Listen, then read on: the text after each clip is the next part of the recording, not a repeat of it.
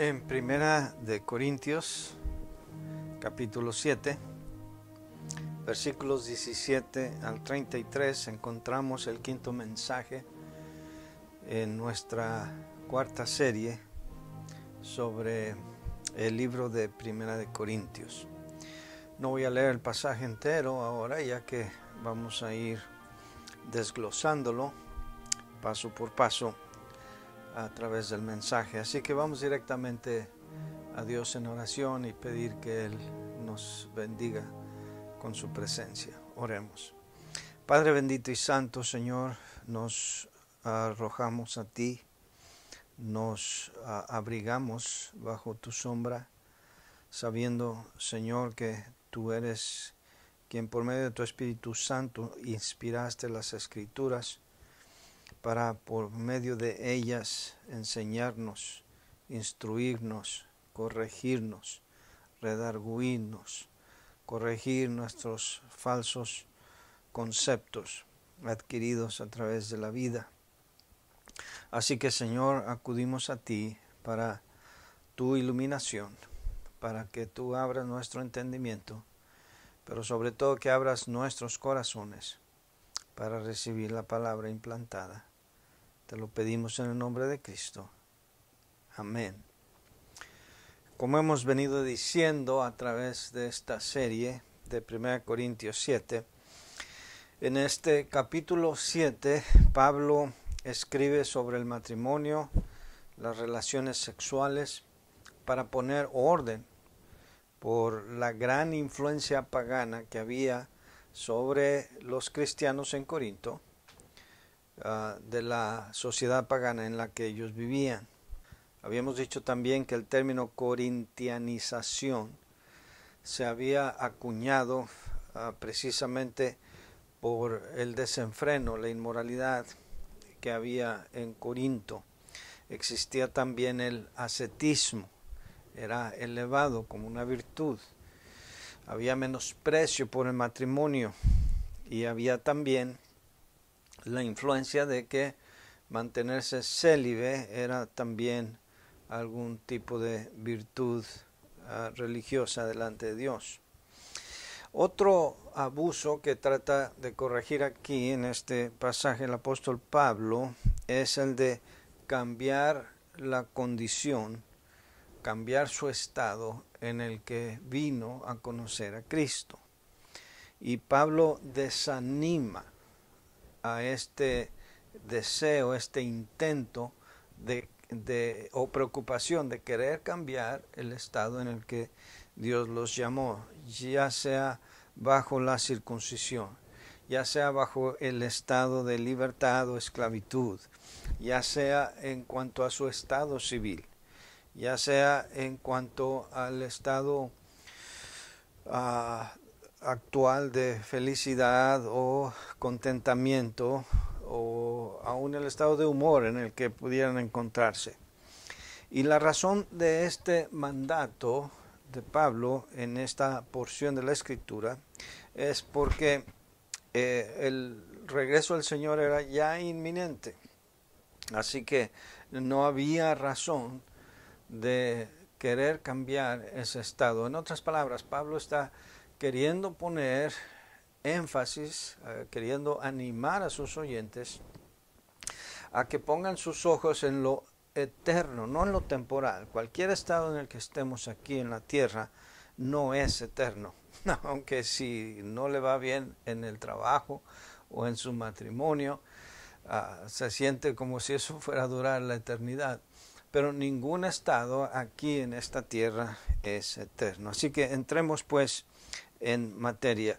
El primer estado al que dirige la atención el apóstol Pablo es el estado en relación al pacto, o sea, en cuanto a la circuncisión, ya que en las iglesias pues empezó a haber una mezcla de creyentes, tanto judíos como gentiles. Ahora, este pacto de la circuncisión, pues fue un pacto entre Dios y Abraham. Ya lo encontramos en Génesis 17, del 1 al 14. De ahí en adelante, Dios quería que la descendencia de Abraham se identificara por una marca sobre su pueblo, sobre su cuerpo, que los identificara como el pueblo de Dios. Y Dios escogió la circuncisión.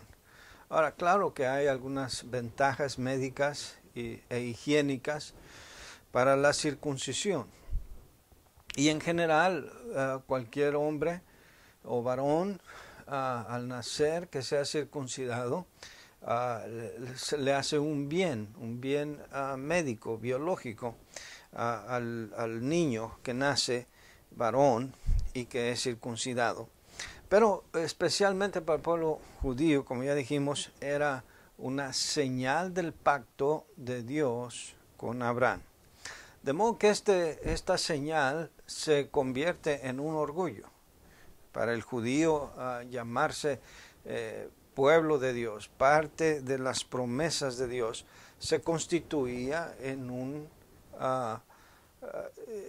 motivo de orgullo carnal que les hacía menospreciar a cualquier otro que no era judío.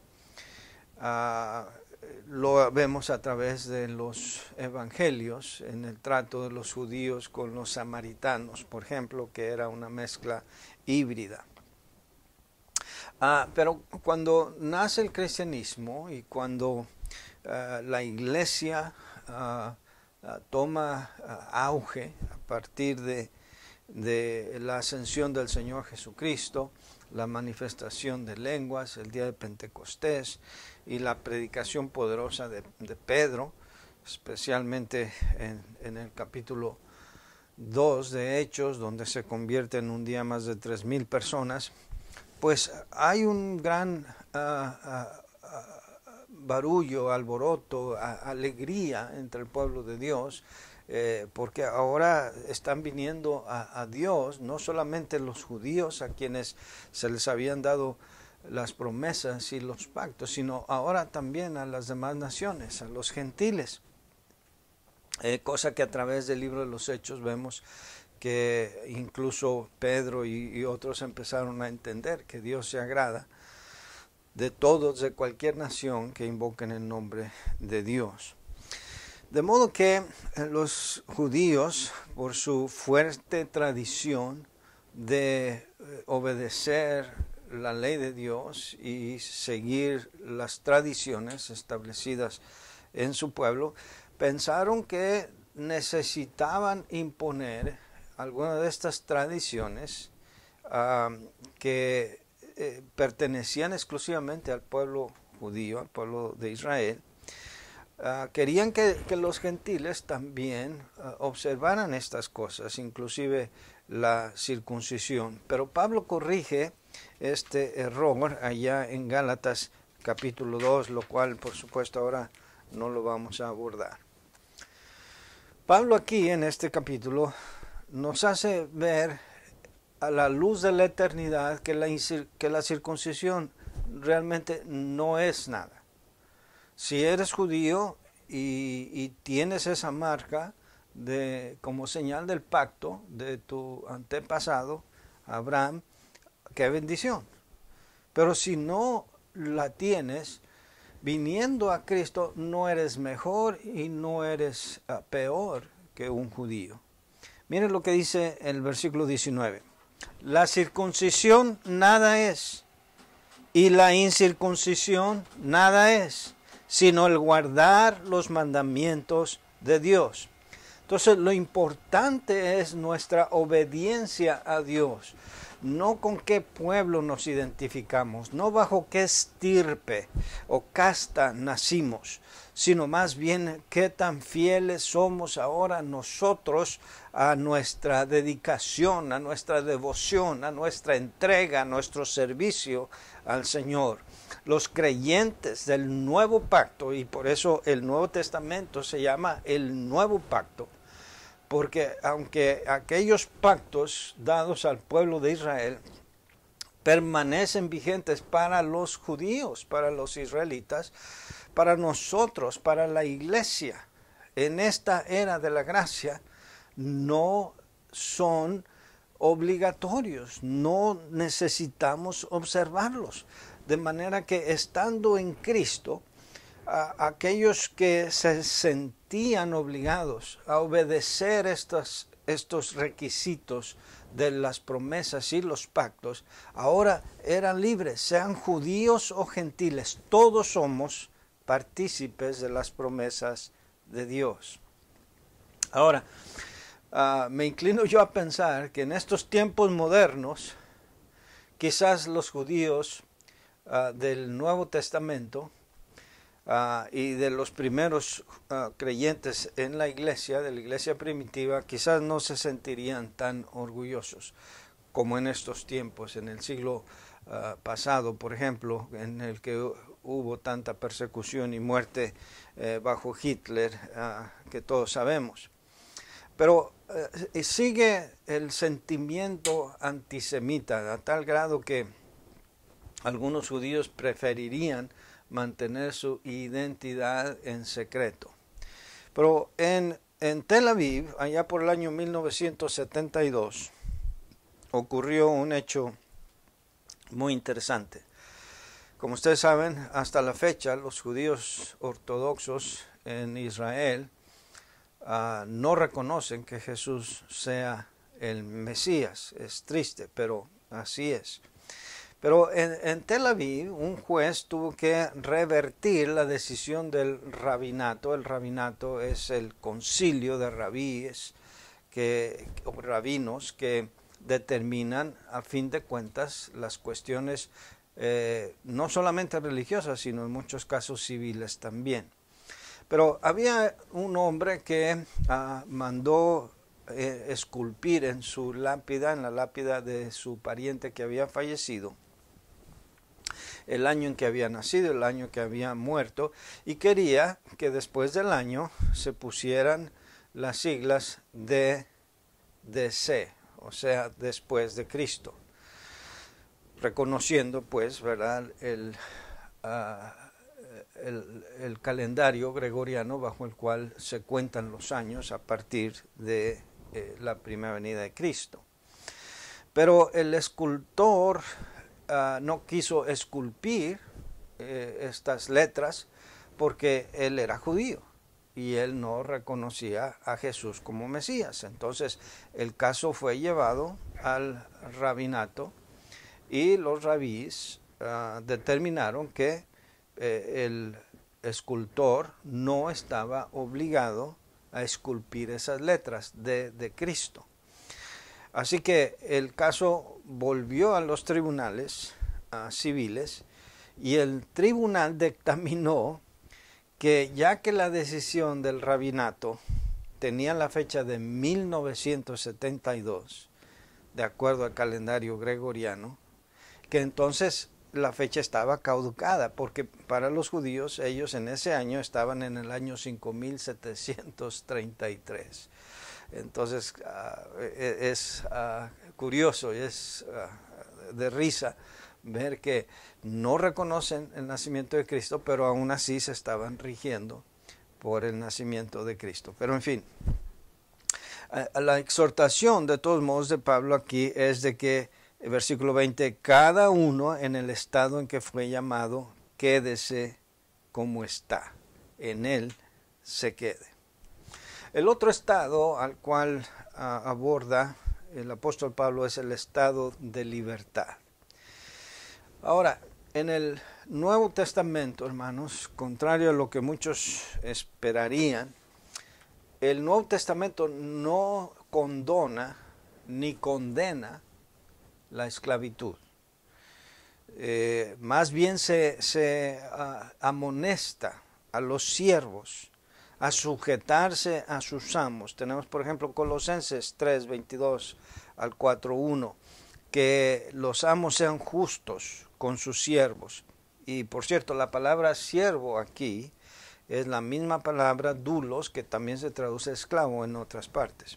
Pero aunque en el Nuevo Testamento el cristianismo no se declara en contra de la esclavitud, ni a favor, aún así reconoce que hay un deber de los que tienen un señor, un amo por encima de ellos, a quien sujetarse, y hay exhortaciones a través de toda la Biblia de que lo debemos hacer como al Señor. Mire, por ejemplo, en Colosenses 3, no voy a leer todo el pasaje, pero dice, versículo 23, bien conocido pasaje: y todo lo que hagáis, hacedlo de corazón como para el Señor y no para los hombres, sabiendo que del Señor recibiréis la recompensa de la herencia, porque a Cristo el Señor servís.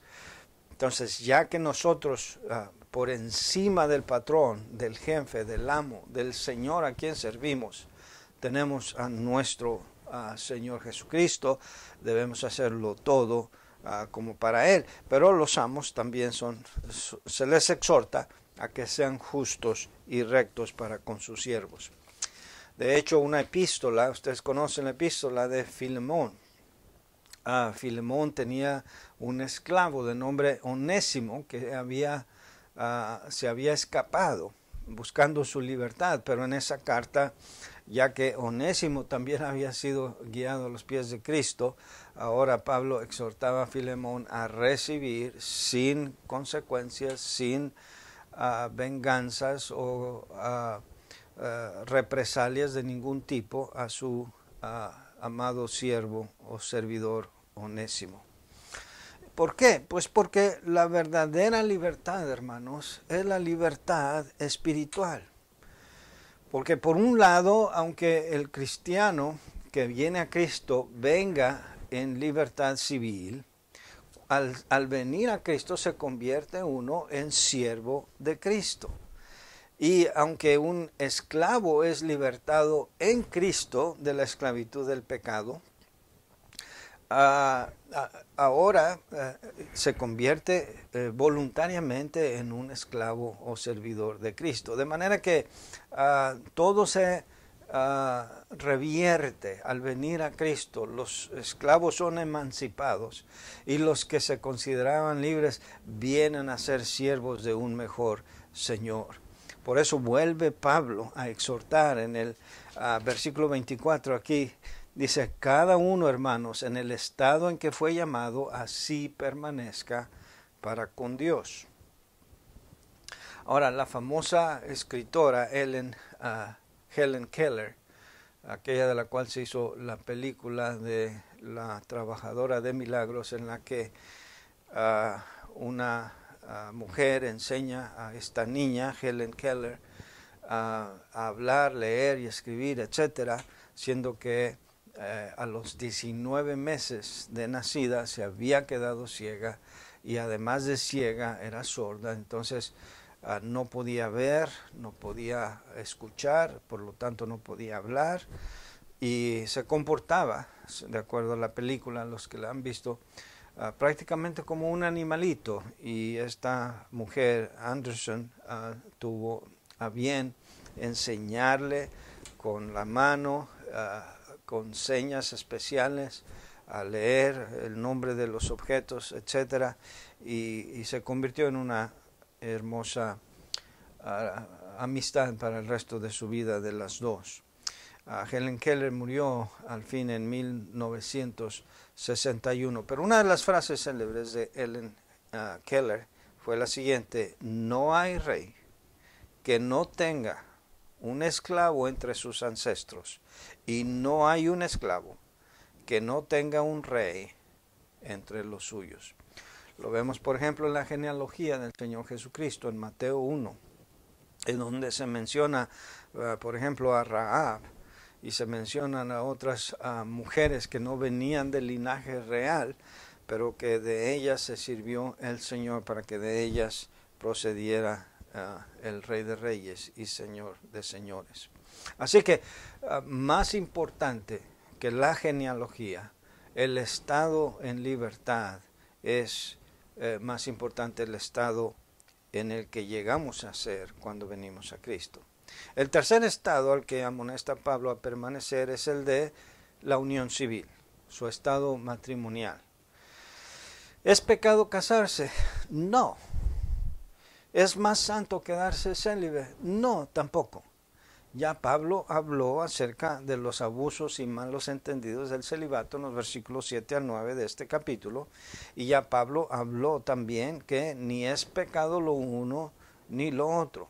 Pero aquí da una encomendación, y su encomendación está basada a la inminencia del regreso de Cristo. Vea el versículo 23, por favor, otra vez.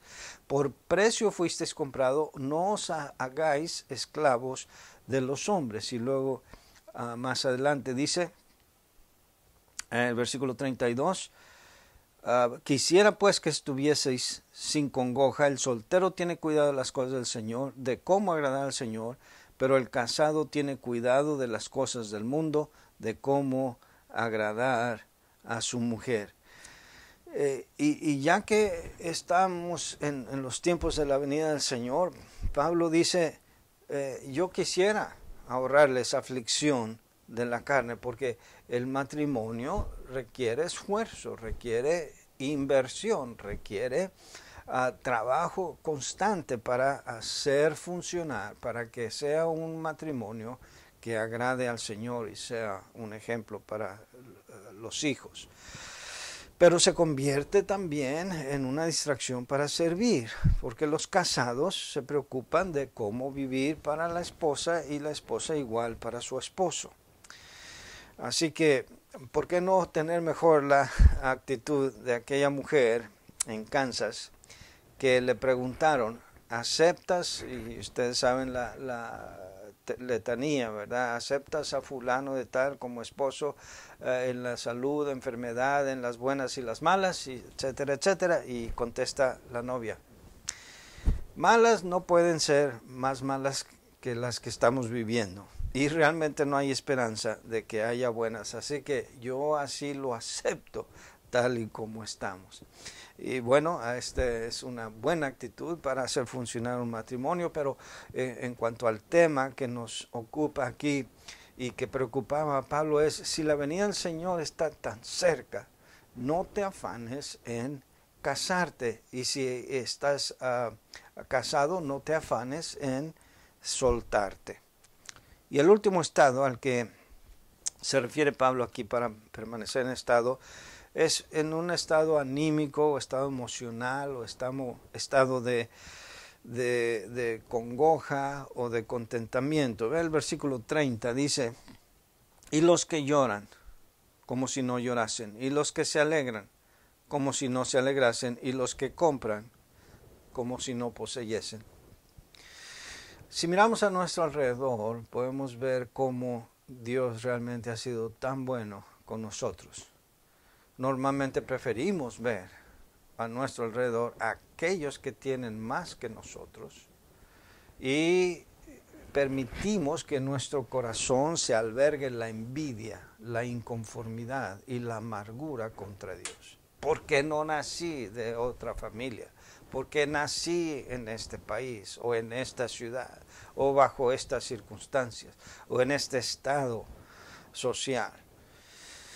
Pero en Cristo eso no debe ser problema, no nos debería acongojar eso, sobre todo porque nosotros sabemos a quién hemos creído, nosotros sabemos dónde está nuestro verdadero tesoro. Las posesiones materiales o la escasez de las posesiones materiales no debe ser determinante para la felicidad de un cristiano. El disfrute temporal de las cosas de este mundo, porque todo aquí se queda y todo es temporal, como dice el apóstol Juan en 1 Juan 2:15, porque los deseos de la carne, la vanagloria de la vida y las cosas del mundo aquí se quedan, no duran para siempre. Es mejor permanecer uno en el estado en que fue llamado, y es mejor tener la vista en las cosas eternas, en las cosas de arriba, y no tener una mentalidad mundana, porque eso puede frustrarnos en la vida. Una hermana muy querida, la que voy a llamar yo Rodríguez, cuando yo era niño en la iglesia, ella quería mantener una un estatus social, una reputación como de gente que tuviera influencias y dinero, y se rozaba con ese tipo de personas. Pero un día vendió su casa porque tenía necesidad de hacerlo, y en vez de invertir ese dinero o usarlo sabiamente, ella dijo, voy a irme a un viaje a Europa. Y la idea, ya que todos la conocíamos, era impresionar a sus amistades, ya que la mayoría de sus amistades sí eran de ese tipo de personas que podían hacer ese tipo de viajes. Y todo pasó. La hermana vendió su casa, en vez de usar el dinero sabiamente, ya sea para comprarse otra casa, dar para la obra del Señor, misiones o algo así, despilfarró el dinero y se quedó sin dinero y sin casa. Y cuando ella se iba al viaje, ella, recuerdo que había dicho esta frase, porque a fin de cuentas el Señor ya viene. Bueno, hermanos, eso hará unos 45, 50 años que pasó y el Señor no viene.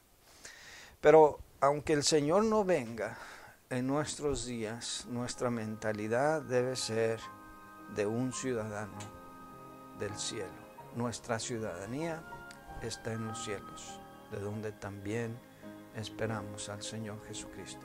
Oh, que Dios nos ayude a vivir en este mundo en una forma como lo que es, solamente un peregrinar temporal, porque nuestra morada eterna está en los cielos.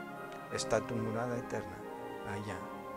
Si no es así, con mucho gusto te ayudaremos si te comunicas con nosotros para enseñarte cómo tú puedes tener seguridad de que tu morada estará también en el cielo, donde Cristo fue a prepararnos lugar. Dios te bendiga.